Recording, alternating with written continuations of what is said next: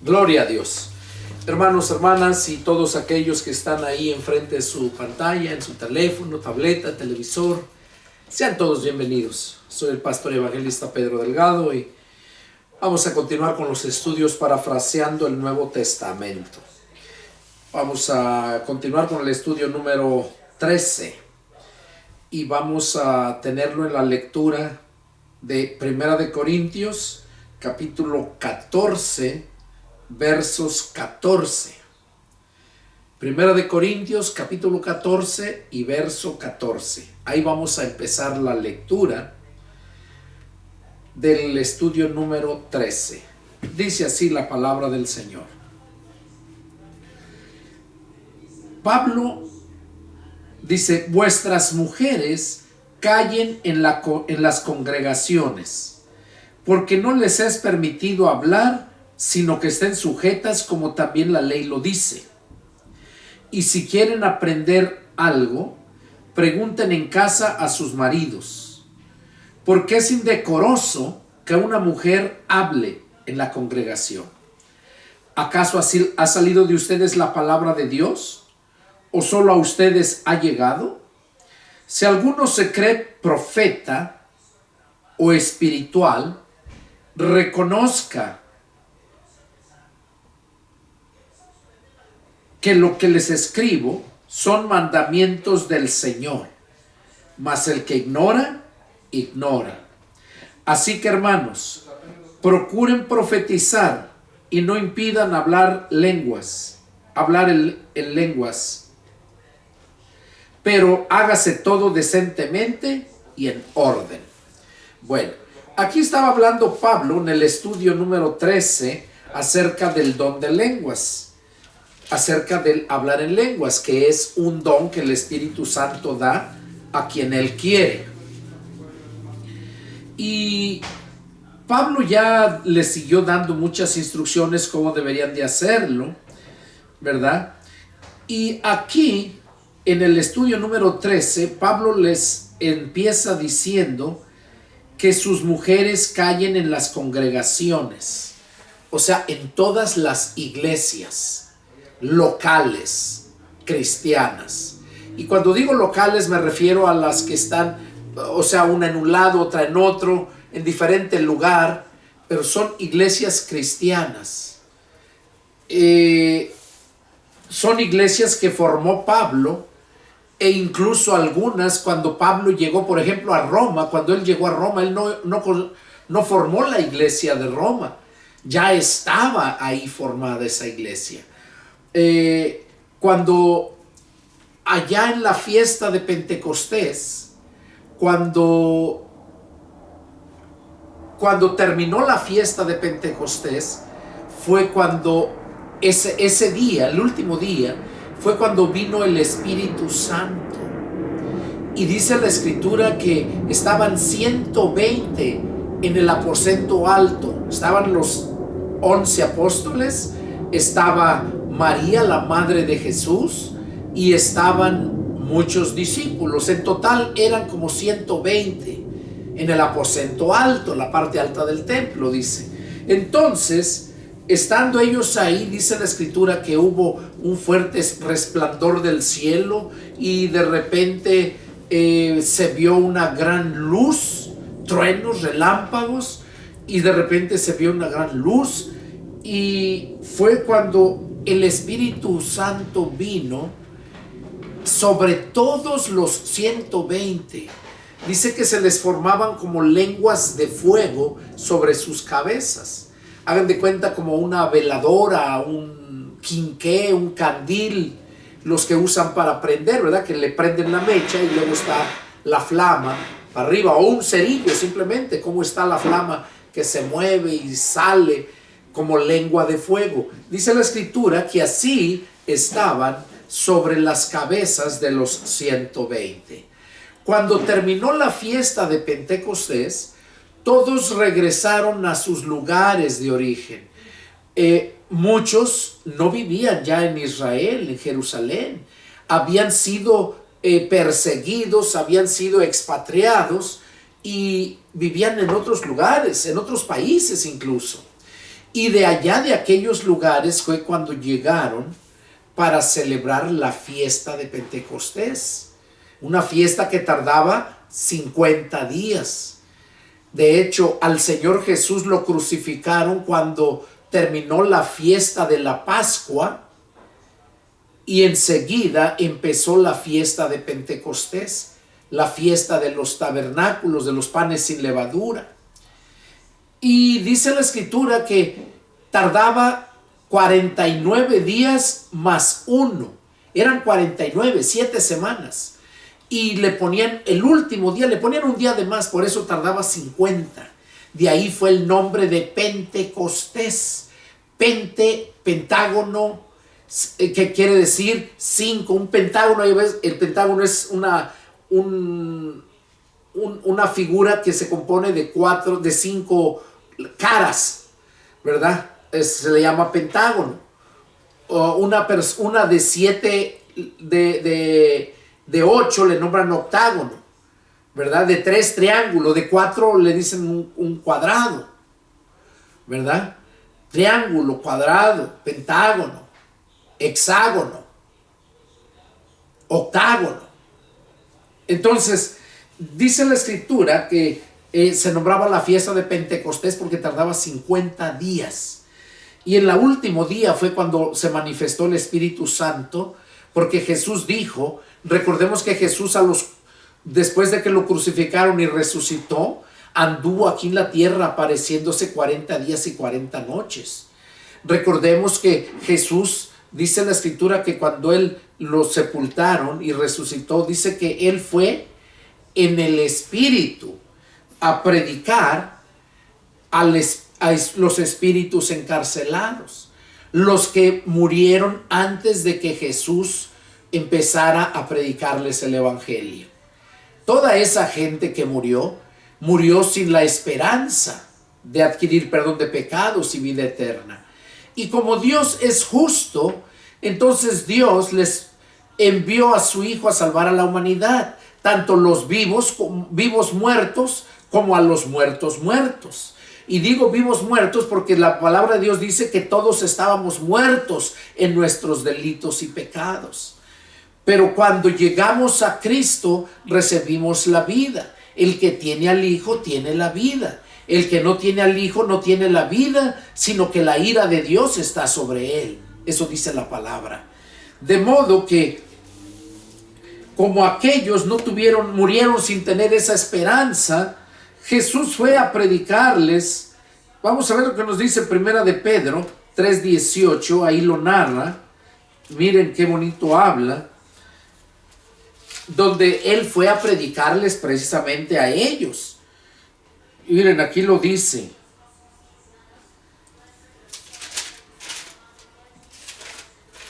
Dice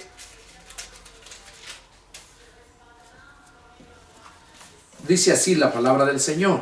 Primera de Pedro 3:18 hasta el 20. Dice: porque también Cristo padeció una sola vez por los pecados, el justo por los injustos, para llevarnos a Dios, siendo la verdad muerto en la carne, pero vivificado en espíritu. O sea, Cristo lo crucificaron y murió en la carne, murió. Dice, pero vivificado en espíritu. O sea, el Espíritu vino y le dio vida, lo levantó de los muertos. Eso ya lo dice allá en Romanos capítulo 8, versos 11, donde dice: y si el Espíritu de aquel que levantó de los muertos a Cristo Jesús vive sobre ustedes, mora en ustedes, el que levantó de los muertos a Cristo Jesús vivificará también sus cuerpos mortales por ese Espíritu, si es que vive en ustedes. Entonces, allá lo dice Pablo en la carta a los Romanos, y aquí lo dice Pedro, ¿verdad? Dice que Cristo padeció una sola vez por los pecados, el justo por los injustos, para llevarnos a Dios, siendo la verdad muerto en la carne, pero vivificado en espíritu.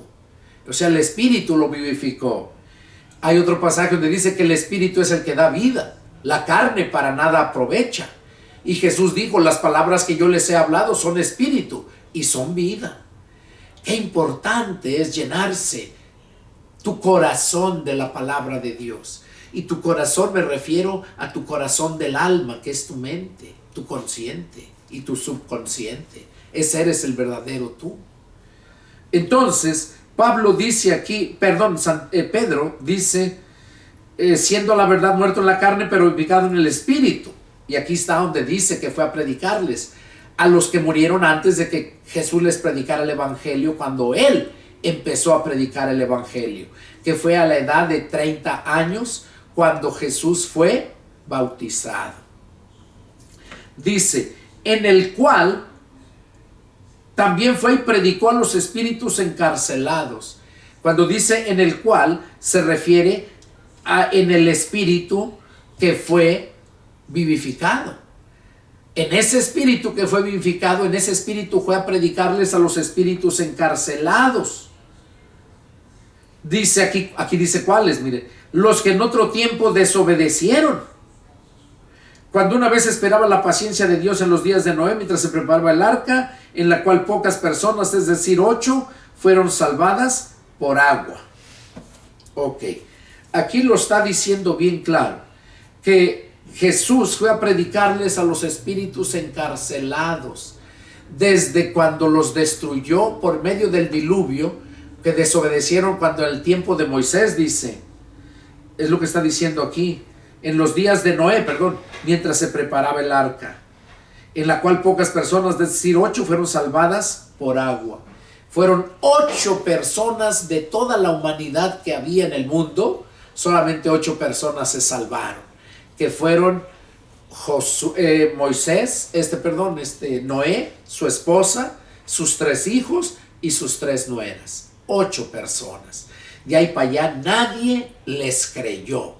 ¿Por qué? Porque Dios le dijo a Noé que les advirtiera, que se arrepintieran, porque los iba a destruir, que iba a mandar un diluvio y que iba a acabar con toda la vida, todo lo que tenía vida aquí en la tierra.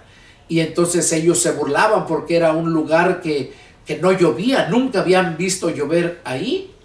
O sea, la brisa, el rocío, el sereno que le llaman, la frescura de la mañana, nada más. Entonces ellos no le creyeron. Y por no haberle creído, se perdieron. Y lo mismo va a pasar cuando Jesús venga a levantar a su iglesia. Va a pasar lo mismo. Vamos a ser muy poquitos los que nos vamos a salvar, los que le hemos creído de verdad a Jesús y que estamos perseverando, no extraviándonos, perseverando en la doctrina de Cristo. Quizás tú estás extraviado, quizás te llevaron a Cristo una religión, pero ahí te quedaste. Y si te quedaste ahí en esa religión, y esa religión está formada de hombres por hombre, no por la voluntad de Dios ni por el poder del Espíritu Santo, entonces déjame decirte que eso de nada te aprovecha, de nada. Allí es donde va a ser el problema, que mucha gente se va a ir al infierno, y después del infierno van a ser lanzados al lago de fuego. Pero pocas gentes son las que van a ir al paraíso, y después del paraíso van a ser trasladados a los cielos nuevos y la tierra nueva. Por eso yo siempre, cuando doy estudios, y aquí ahorita y en persona, donde quiera que ando, les hago saber a la gente, ¿verdad?, que hay 2 caminos solamente para donde puedes ir. Aquí o eres hijo de Dios o eres hijo del diablo. Aquí o estás haciendo el bien o estás haciendo el mal. Entonces aquí, a través de esta lectura, vemos que el Señor fue y les predicó a aquellos que no se les había predicado. Y como les digo, cuando Jesús venga, los que van a entrar al paraíso y luego a la tierra, cielos nuevos y tierra nueva para la vida eterna, vamos a ser muy pocos. Jesús lo dijo cuando le preguntaron que si eran muchos o pocos los que se salvaban. Y Jesús les dijo, esfuércense por entrar por la puerta estrecha, por la puerta angosta. Dice, porque ancho y espacioso es el camino que conduce a la destrucción, y muchos los que entran y están entrando por ese camino.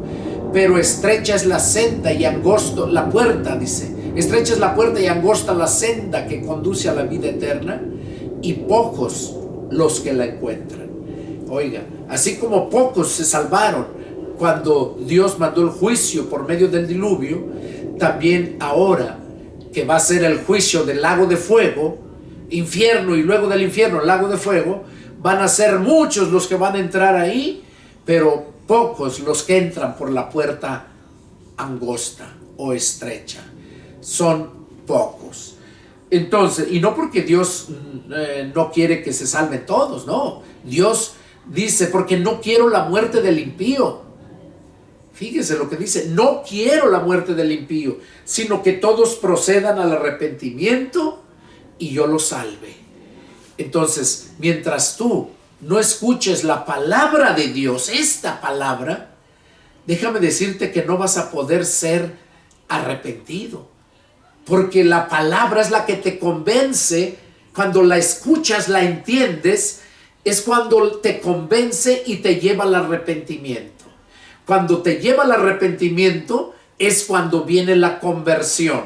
¿Qué quiere decir? Que entonces tú le dices al Señor, invitas al Señor Jesús a que perdone tus pecados y a que entre a ti a tomar el mando de tu vida. Cuando eso haces, déjame decirte que en ese momento tú naces de nuevo, ya no eres el mismo. Eres una nueva persona, nueva criatura. Las cosas viejas pasaron, ahí todas son hechas nuevas. Eso es lo que nos dice la palabra en 2 Corintios 5:17, que si alguno está en Cristo, nueva criatura es. Las cosas viejas pasaron, aquí todas son hechas nuevas. Entonces, ahí es donde nosotros nos podemos dar cuenta que Dios quiere que todos nos salvemos. Pero si nosotros no escuchamos la palabra, jamás vamos a poder arrepentirnos. Y Pablo, aquí volviendo a la lectura que estábamos, les estaba hablando acerca de los dones, y aquí en especial les dice esta palabra porque había en aquel tiempo mujeres que tomaban el mando en lugar de los hombres. Desde aquel tiempo había mujeres que hablaban en la congregación, o sea, predicaban, como hoy en día se dicen pastoras, o se dicen apóstoles también, mujeres. Entonces, muchas se dicen profetas. Y déjenme decirles que ahorita ya no hay ni apóstoles ni profetas. Ahorita solamente hay evangelistas, pastores y maestros. Son 3 ministerios los que están en acción ahorita. Eran 5, pero primeramente fueron los apóstoles y luego fueron los profetas. Apóstoles y profetas. Pero el profeta lo vino a sustituir el pastor. Ahorita hay personas con don de profecía, nada más, que esporádicamente Dios les habla y ya les revela cosas para que lo den al pueblo. Sí lo hay, porque eso sucedió conmigo allá en el año 2001, cuando yo regresé de México, allá en aquella iglesia en la ciudad de Riverside, California. Allá, cuando yo regresé de México a Estados Unidos, allá a California, me invitó un hermano que conocí en la calle vendiendo su van, una van que tenía, y me invitó a su iglesia, y allá fue donde Dios habló a mi vida. Empezó por medio de un hermano que estaba profetizando, un hermano que tenía don de profecía, y ahí empezó a profetizar. Y cuando él empezó a profetizar, esa palabra me llegó a mí, me redarguyó, me hizo ver, me convenció. Y no nada más a mí, también a mi esposa. También a mi esposa sintió que era a nosotros los que nos estaba hablando el Señor. Porque yo le había reclamado que dónde estaban sus promesas. porque me había ido yo a México a predicar su palabra y en casi 2 años se nos acabó todo el dinero, mis ahorros que tuvimos de muchos años y propiedades que tenía allá que vendí. Por ejemplo, tenía un camión de volteo que compré para construir un templo, para no comprar el material sino acarrearlo, lo que es piedra, grava y arena, y compré el material, el camión, para acarrear el material y así saliera barato y a la vez para ayudarme, ¿no? Para un ingreso que llegara a la casa. Pero yo lo compré y estaba guardado allá y yo estaba en California. Lo usaban y nunca ganó nada. Siempre me decían que estaba descompuesto, que se descompuso y me acuerdo que cuando yo me fui para allá, en un día que yo lo agarré, yo no sabía manejar los camiones de volteo, sí sabía manejar carros, camionetas estándar, y me pedían viajes, entonces yo miraba a un amigo para que lo manejara, y un día le surgía material y él no estaba, y no había quien. Dije, bueno, pues yo mero, total, si los compongo, pues es mío. Y ese día, me acuerdo que me dediqué a echar viajes ese día. Ese día gané más de 1,000 pesos. En aquel tiempo era bastante dinero. Más de 1,000 pesos en el día. Y no se me descompuso el carro. Bueno, entonces hasta ese carro tuve que vender porque se nos acabó el dinero. ¿Y por qué se nos acabó el dinero? Se formaron 3 iglesias. Una en el centro, otra en la cárcel y otra en la sierra. Porque yo no, como les he dicho, yo no vivo de la gente, yo no predico para que la gente me pague. Les decía del diezmo y ofrenda que tenían que darlo, se usaba para gastos del templo, de las campañas que hacíamos, para los gastos de ahí se usaba. Pero yo nunca agarraba, yo nunca me comía ese dinero, yo tenía lo mío. Y por más que tengas, se te va a acabar si no lo inviertes, si no genera. Entonces, llegó el grado que ya no tuve yo nada. Y ahí fue como yo, pues, le eché la culpa a Dios. Le decía que dónde estaban sus promesas. Y cerré el templo y me fui para Estados Unidos otra vez, a California. Y allá fue donde Dios me respondió. Donde yo le alegaba que así les pagaba a los que le servían. Que yo dejé todo mi trabajo. En aquel tiempo yo ganaba $19.97 la hora y renuncié en el 99. Y entonces fue cuando yo me regresé para México y renuncié a ese trabajo. Y eso fue lo que no cabía en mi mente, que estuviera yo pasando esa gran necesidad con mi familia, mis niñas. Siempre comíamos sopita, huevos, frijol, nada más. Ya no había dinero. Cuando estábamos impuestos a comer en abundancia allá en California, teníamos 2 refrigeradores siempre llenos de comida. Y bueno, cerré y me fui. Y allá fue donde Dios me habló por medio de ese hermano de la profecía, donde dijo que yo era un siervo muy valioso para él y que él me había llevado ahí porque tenía muchas cosas que enseñarme. Desde ese día cambió mi vida. Desde ese día me hizo libre de la religiosidad. Y desde ese día predico la palabra de Dios. Nada que ver con los bautistas, porque yo era bautista. Y para todos, según yo, los bautistas eran lo mejor. Y no, ¿cuál mejor? Tan cortos igual que todos. Porque todos, al que uno no le falta una cosa, le falta otra. Entonces, fue cuando Dios me reveló todo eso y me hizo entender. Y bueno, volviendo al punto aquí donde estamos, Pablo les dijo, desde aquel tiempo había mujeres que estaban haciendo eso, y aquí Pablo les dice, y hoy les dice, si tú estás en un lugar donde hay una iglesia, en la iglesia donde estás y tienes pastora, salte de ese lugar. O que la mujer del pastor es la pastora y que también la ponen a dar estudios, que la pasan al frente a que hable, y salte, porque eso no es de Dios. Dios no lo consiente. Y aquí lo dice, mira. Dice, sus mujeres callen en las congregaciones, porque no les es permitido hablar, sino que estén sujetas como también la ley lo dice. Y si quieren aprender algo, pregunten en casa a sus maridos. Oiga, que pregunten en casa a sus maridos, dice, porque es indecoroso que una mujer hable en la congregación. Es indecoroso, o sea, ¿qué quiere decir? ¿Cuál es el antónimo de indecoroso? Pues decoroso. Decoroso quiere decir que se mira, está bien arreglado, bonito, bien decorado. Indecoroso quiere decir que se mira bien horrible, feo, no está nada de adornado, arreglado. Y así se mira, dice que es indecoroso cuando una mujer está al frente hablando en la congregación. Entonces, eso debemos de tenerlo siempre presente. Y va para todas aquellas religiones que practican eso.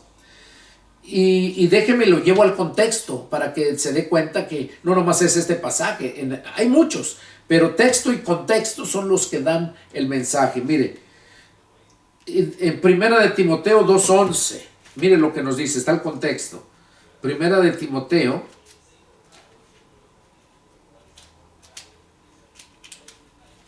aquí está. Primera de Timoteo 2:11. Dice así. Dice así la palabra del Señor. El contexto a lo que estamos leyendo acá en Corintios, ¿verdad? Aquí en lo que estamos leyendo en Primera de Corintios. Dice, la mujer aprenda en silencio con toda sujeción. Ese es el contexto, allá en Timoteo, 1 Timoteo capítulo 2, verso 11.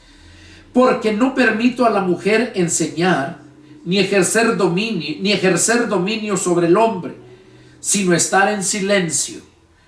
Porque Adán fue formado primero, después Eva. Oiga, explica las razones, el por qué. Dice, porque Adán fue formado primero y después Eva. Y Adán no fue engañado, sino que la mujer, siendo engañada, incurrió en transgresión. La mujer, siendo engañada, incurrió en transgresión. ¿Qué es transgresión? Es desobedecer la palabra de Dios voluntariamente, cuando ya lo sabía. Ella, la mujer, ya lo sabía. Y dice que porque Adán fue formado primero, después Eva. Adán no fue engañado, sino la mujer, siendo engañada, incurrió en transgresión. O sea, Eva ya sabía que no debería de comer ese fruto, y más en cambio lo comió. Y como lo comió y vio que no le pasó nada y lo sintió muy sabroso, según ella, dice que fue a ver a Adán y lo comió también, porque vio que pues no le había pasado nada. Y Adán lo convenció ella y comió. Y cuando Adán comió, dice que se les abrieron los ojos a los dos y se dieron cuenta que estaban desnudos y se avergonzaban uno del otro. Entonces, ¿por qué ella no podía ver que estaban desnudos hasta que comió él? Bueno, la razón es que el hombre está incompleto. La mujer es el complemento del hombre. Cuando el hombre comió, entonces ya se complementó lo que había hecho la mujer, y ahí fue cuando se dieron cuenta que estaban desnudos. Entonces ya vimos el contexto y el texto, ¿verdad? A lo que estaba hablando acá en Primera de Corintios, donde dice que las mujeres callen en la congregación porque no les es permitido hablar. Y eso es bien importante, que lo sepan, que no pueden estar esas pastoras hablando, enseñando. Muchas veces dicen, no, a la iglesia de los niños. Déjeme decirle que no hay iglesia de niños. No hay. Porque si usted entiende el significado de la palabra iglesia, quiere decir los llamados fuera. ¿Fuera de dónde? Jesús dijo, están en el mundo, mas no son del mundo. Yo los he sacado del mundo, por eso el mundo los va a aborrecer. Entonces la iglesia somos aquellas personas pecadoras que nos ha sacado del pecado y la maldad que hay en el mundo y nos apartó. Eso, apartarnos quiere decir nos santificó. Eso es santificar, apartar del mal. Nos aparta del mal para el bien. Entonces, esa es la iglesia, los llamados fuera. Los niños no son la iglesia presente ni la iglesia del futuro, porque ¿cómo sabes tú que ellos en el futuro van a formar parte de la iglesia?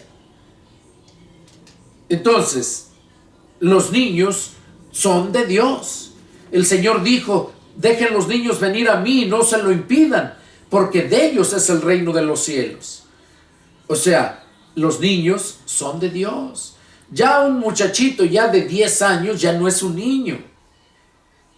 Un niño se conoce como de recién nacido hasta cuando todavía no tiene uso de razón, cuando no sabe discernir lo que es bien y lo que es mal, cuando no sabe discernir lo que es el pecado, que actúan porque les enseñan, mas no porque ellos sepan el significado. ¿Cuántas y cuántas veces los niños hablan malas palabras porque las oyen en los padres, pero no saben lo que significa? Entonces, es esa la razón por la cual aquí Pablo dice a los corintios que no se les permite a las mujeres que enseñen en la iglesia. La iglesia es hombres que han salido del pecado, del mundo, para servirle a Dios. Esa es la iglesia. Y es iglesia de Cristo, porque es por el poder del Espíritu de Cristo que nos saca. Por eso es la iglesia de Jesucristo. Por eso le dijo a Pedro: tú eres Pedro, y sobre esta roca edificaré mi iglesia. Y cuando hablaba de roca se refería a él, porque Cristo es la roca. Allá lo habla bien claro en Hechos 4:12, y también en Corintios, Hebreos, donde habla que dice que vivieron de la misma roca que los seguía, y que la roca era Cristo. En el Antiguo Testamento, cuando bebieron el agua que Moisés les dio, dice que bebieron la misma agua porque brotó de la roca, y que la roca era Cristo. Entonces no era Pedro, porque Pedro no se nombraba Pedro, se nombraba Simón. Simón. Y el Señor fue el que le puso por nombre Pedro, que quiere decir piedra pequeña, una piedra.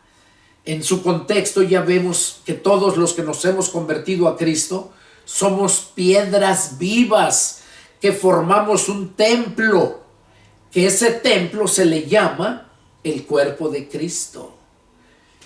Entonces es ese el mensaje que podemos entender aquí en esta escritura. Vamos a continuar con el capítulo 15, y es otro tema. Ahí se refiere acerca de la resurrección de los muertos. Vamos a dar inicio ahí.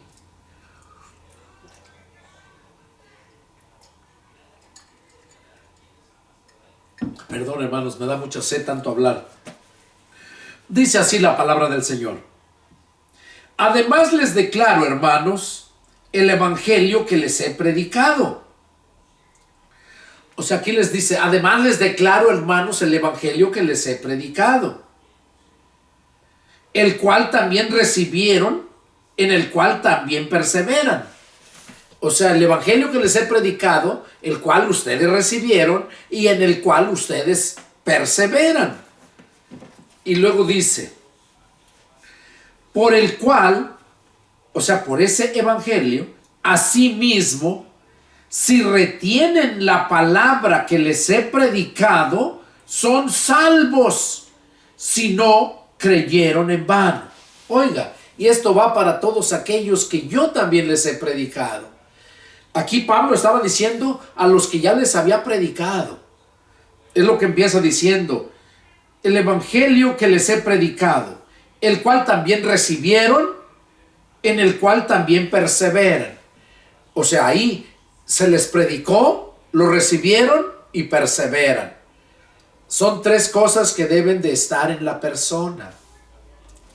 Y luego por eso les dice: por el cual asimismo, o sea, por ese evangelio que les he predicado, que lo recibieron y perseveran, por ese evangelio, si retienen la palabra que les he predicado, son salvos. Oiga, qué claro lo dice: si retienen la palabra que les he predicado en su mente, que la guardes, son salvos.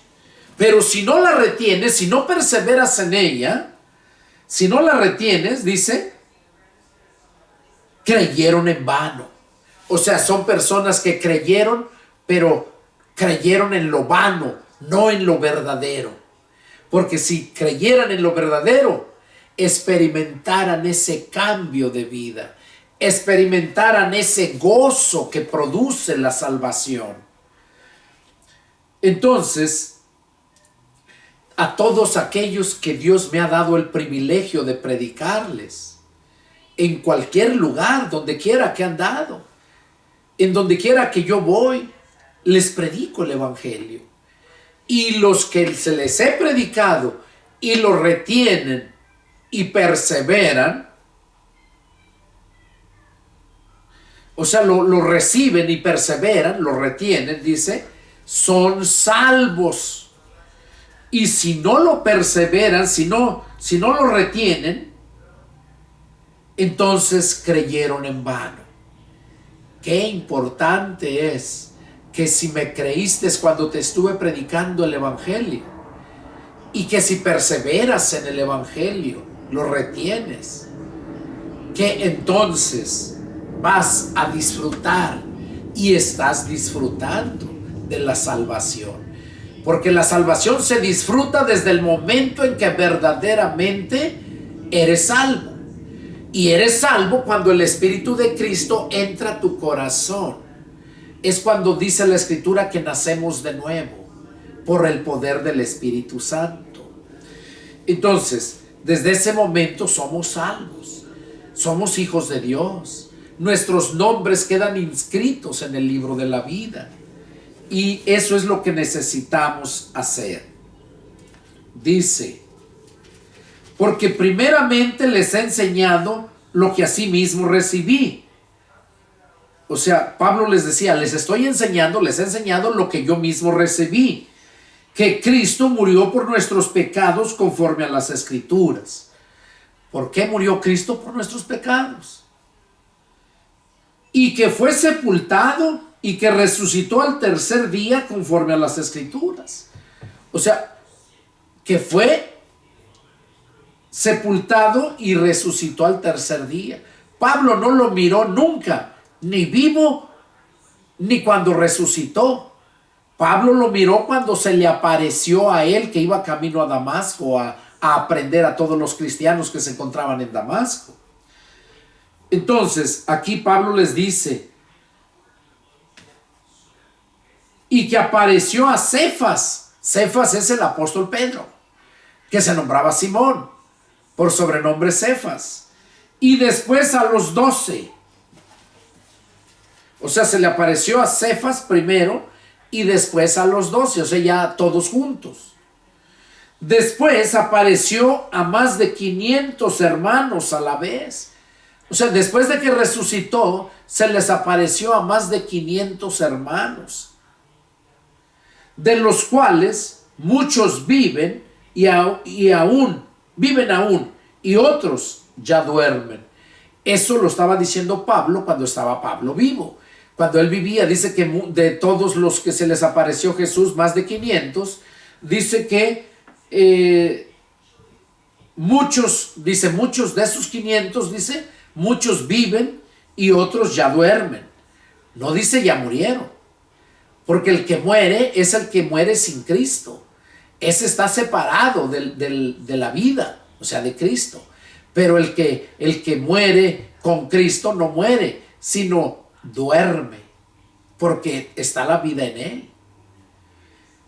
Dice, después apareció a Jacobo, después a todos los apóstoles, y al último de todos, como a un abortivo, me apareció a mí.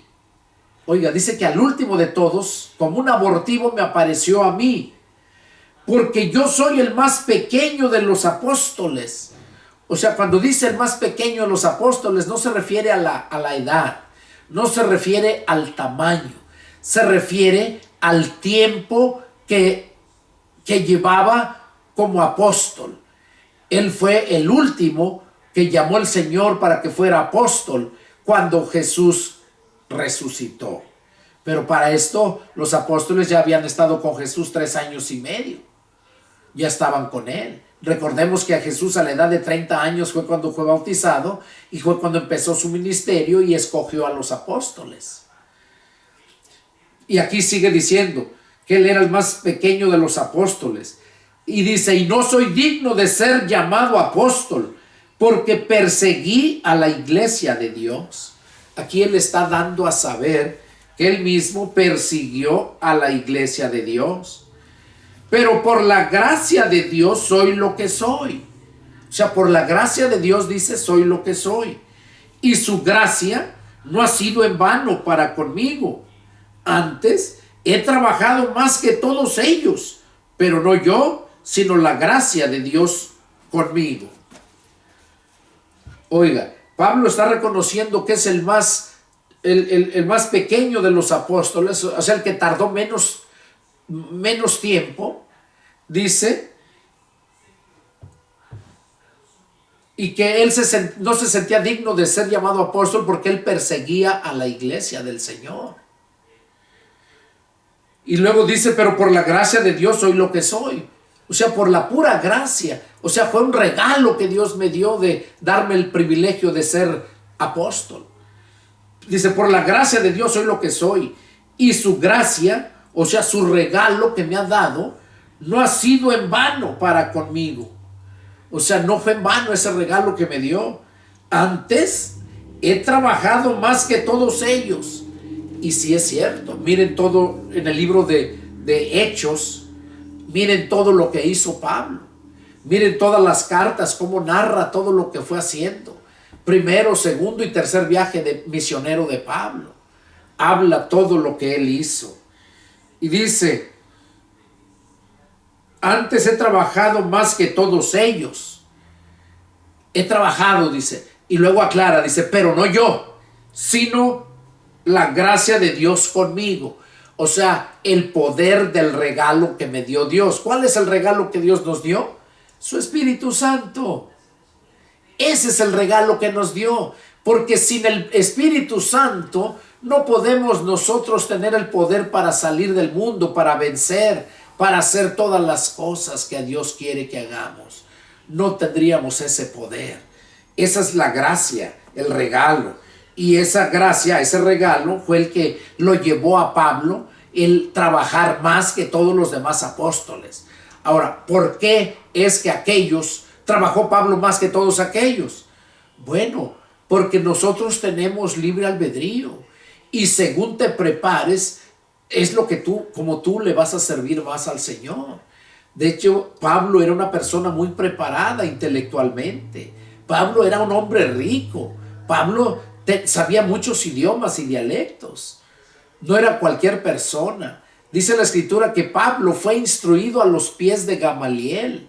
Gamaliel era un gran maestro de la ley y yo creo que le pagaban para que les instruyera en las clases que les daba.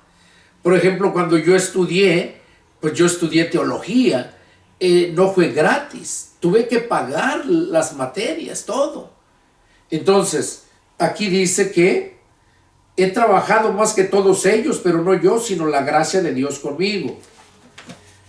Y luego sigue diciendo,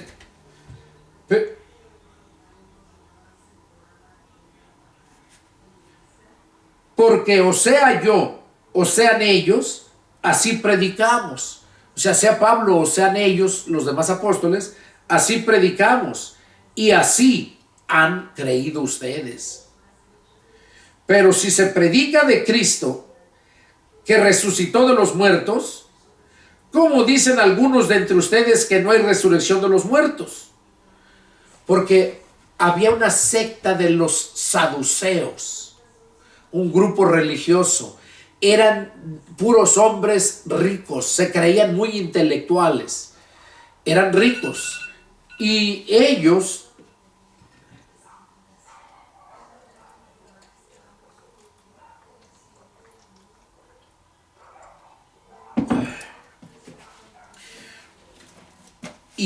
decían que no había resurrección de muertos. No creían en la resurrección de los muertos. Por eso cuando a Jesús le fueron a preguntar, a tentarle, le dijeron, maestro, en la cátedra de Moisés, dice que fueron unos saduceos. Le dijeron, maestro, en la cátedra de Moisés dice que si algún hombre, un varón muere sin dejar descendencia, sin haber tenido hijos, dice, y tiene hermanos, dice que el hermano del muerto tiene que allegarse a la cuñada, a la viuda, para procrearle descendencia a su hermano. Y luego le dicen, hubo entre nosotros 7 hermanos, que uno de ellos se casó, no teniendo descendencia, se allegó un hermano a ella, y luego murió y tampoco tuvo descendencia, y luego el otro, dice, y así sucesivamente hasta que los 7 pasaron por ella. Dice, ahora dinos, en la resurrección de los muertos, ¿de cuál de los 7 será esta su mujer, ya que los 7 la tuvieron? ¿Por qué decían esto? Porque no creían en la resurrección. Y decían que si Moisés mandó eso, entonces cuando se mueran, entonces dice, cuando resuciten, ¿de cuál de los 7 va a ser mujer? Ya que los 7 la tuvieron. Entonces ahí es donde el Señor Jesús les dice, ustedes le hierran, ignorando las escrituras y el poder de Dios. Pero en cuanto a la resurrección de los muertos, ¿no han oído lo que dice la escritura? El Dios de Abraham, el Dios de Isaac, el Dios de Jacob. Dios no es Dios de muertos, sino de vivos. Ahí fue donde les quiso decir que el mundo está muerto y ellos no van a resucitar para casarse. Ellos van a ser condenados. No van a resucitar para casarse, van a resucitar para condenación. Eso ya lo dijo Jesús en otro contexto, donde dice, viene la hora cuando los sepulcros se abrirán. Dice, y los muertos resucitarán. Unos resucitarán para vida eterna y otros para sufrimiento y condenación eterna. O sea, los muertos, las tumbas se abrirán. Unos van a resucitar para vida eterna y otros para sufrimiento y condenación eterna.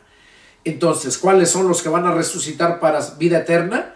Bueno, los que murieron en Cristo, porque esos no mueren, esos duermen, porque esos ya tienen la vida desde el momento en que creen en el Hijo, que reciben a Cristo. Dice, el que tiene al Hijo tiene la vida. El que no tiene al Hijo no tiene la vida, sino que la ira de Dios está sobre él.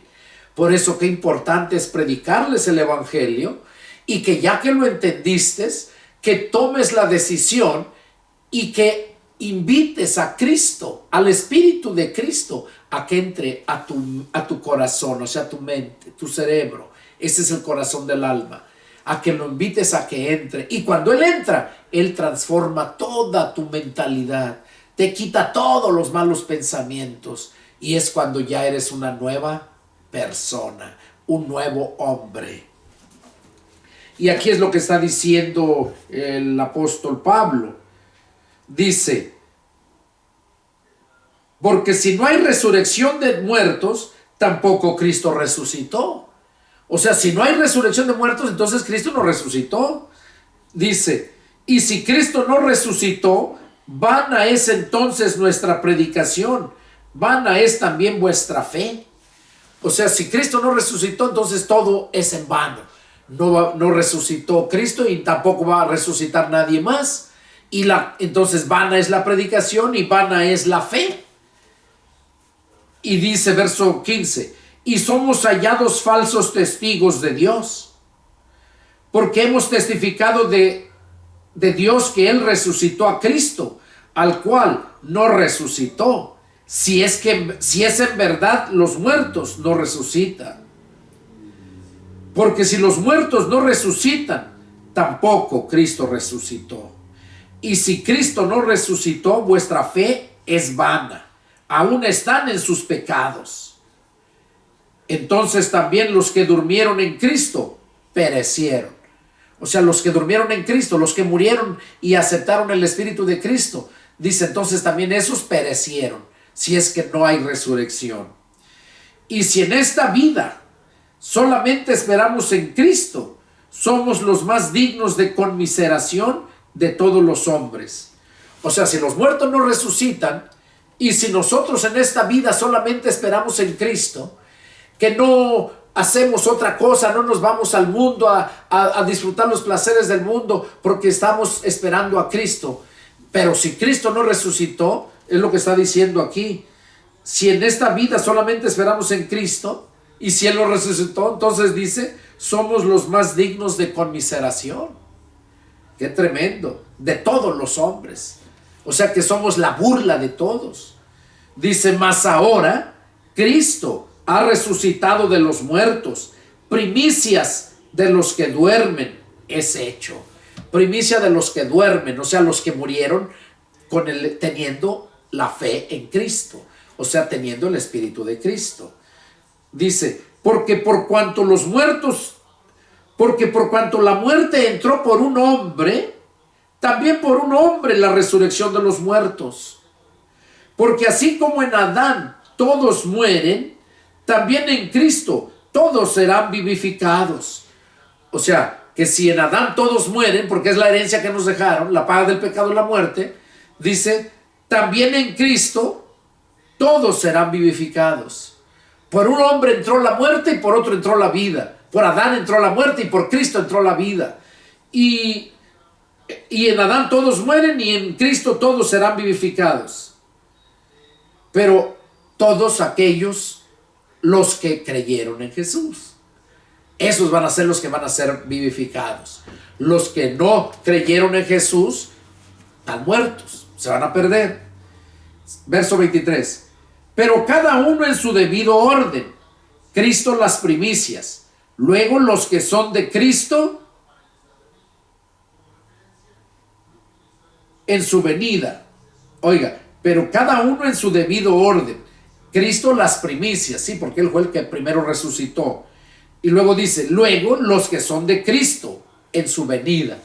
Luego los que son de Cristo en su venida. O sea, cuando Cristo viene, ahí trae todas las almas de los que están en el paraíso. Lo que le prometió a aquel hombre cuando estaba en la cruz, muriendo, y que le creyó.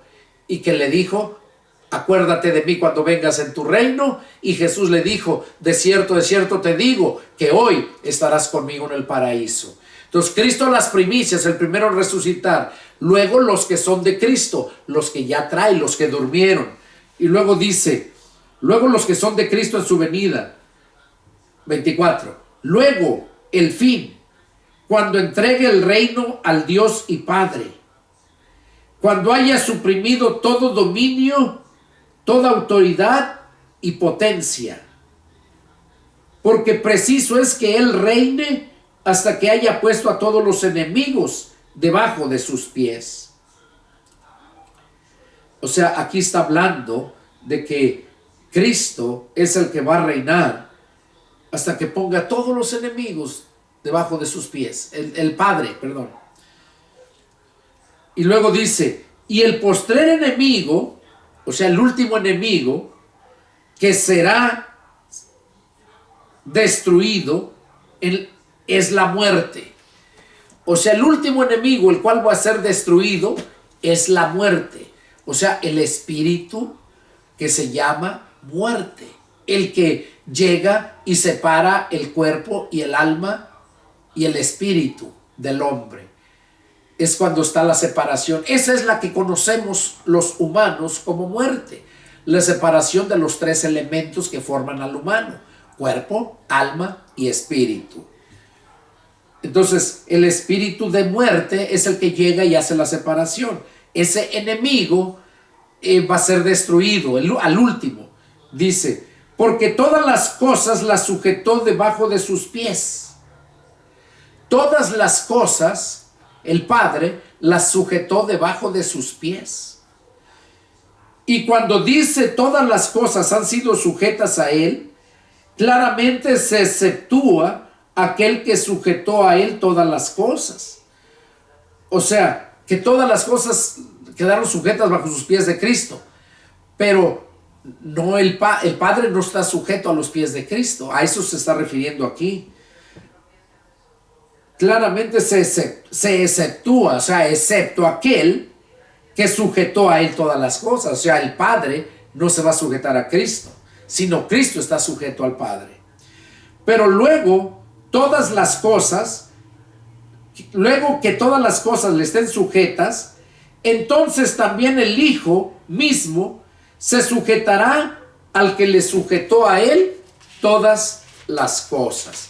O sea que luego, ya que estén sujetas a Cristo todas las cosas, el Hijo mismo se va a sujetar a aquel que le sujetó a él todas las cosas, o sea, al Padre. Para que Dios sea todo en todos.